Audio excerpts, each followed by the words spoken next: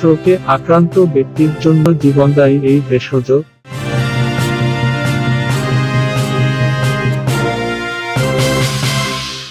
স্ট্রোকে আক্রান্ত ব্যক্তির জন্য জীবনদায়ী এই ভেষজ।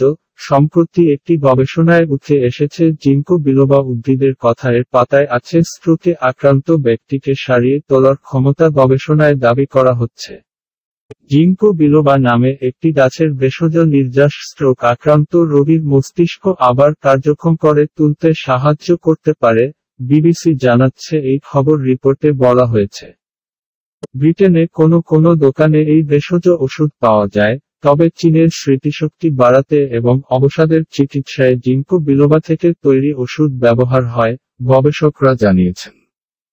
চীনে অন্তত ৩৩০ জন স্ট্রোক আক্রান্ত রোগীর ওপর ৬ মাস ধরে এক পরীক্ষামূলক চিকিৎসা চালানো হয়েছে। যাদের এই ওষুধ দেওয়া হয়েছে তাদের মস্তিষ্ক ভালো কাজ করতে পারছে, তবে কিছু বিশেষজ্ঞ বলছেন ওই রোগীদের মস্তিষ্কের সক্ষমতা বৃদ্ধির জন্য জিঙ্কো বিলোবা একা কতটা সক্ষম তা এখনো বিচার্য বিষয়ে স্ট্রোক অ্যান্ড ভাস্কুলার নিউরোলজি পত্রিকায় বলা হয়েছে।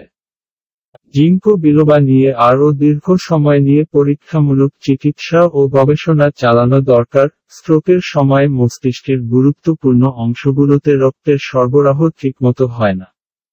মস্তিষ্কের সক্ষমতা বৃদ্ধির জন্য জিঙ্কো বিলোবা একা কতটা সক্ষম তা এখনো বিচার্য বিষয়ে স্ট্রোক অ্যান্ড ভাস্কুলার নিউরোলজি পত্রিকায় বলা হয়েছে, যার ফলে স্মৃতি নষ্ট হয় এবং স্ট্রোক থেকে সেরা ওঠা রোগীদের গুছিয়ে ভাবা বা সঠিকভাবে সব কাজ করার ক্ষমতা নষ্ট হয়ে যায়, জানা গিয়েছে।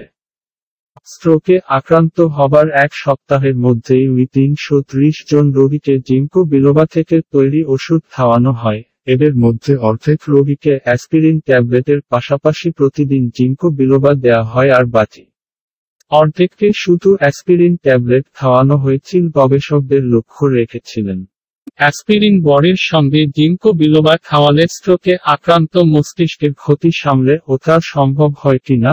গবেষণায় আরও দেখা গেছে জিঙ্কো বিলোবা খাওয়ার পর রোগী কথা বলার জড়তা দ্রুত কাটিয়ে উঠতে এবং পেশির শক্তি অনেক দ্রুত ফিরে পেতে সক্ষম হয়েছে।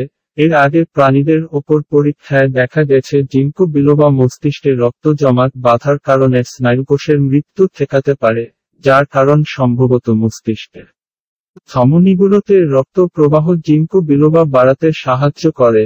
জিঙ্কো বিলোবা অন্যতম সবচেয়ে প্রাচীন এক প্রজাতির গাছ। গবেষকরা বলছেন যে নির্যাস তারা এই গবেষণায় ব্যবহার করেছেন তাতে ক্ষতিকর রাসায়নিকের মাত্রা ছিল আগে ব্যবহার করা নিরাসের তুলনায় অনেক কম। পরীক্ষার সময় খুবই কম পার্শ্ব প্রতিক্রিয়া তারা লক্ষ্য করেছেন। গবেষকরা বলেছেন তারা এই গবেষণায় যে ফল পেয়েছেন তাতে তারা আশাবাদী এবং এ নিয়ে তারা আরও ধমনীগুলোতে রক্ত প্রবাহ জিঙ্কো বিলোবা বাড়াতে সাহায্য করে। জিঙ্কো বিলোবা অন্যতম সবচেয়ে প্রাচীন এক প্রজাতির গাছ। গবেষকরা বলছেন যে নির্যাস তারা এই গবেষণায় ব্যবহার করেছেন তাতে ক্ষতিকর রাসায়নিকের মাত্রা গভীর গবেষণা করতে চান।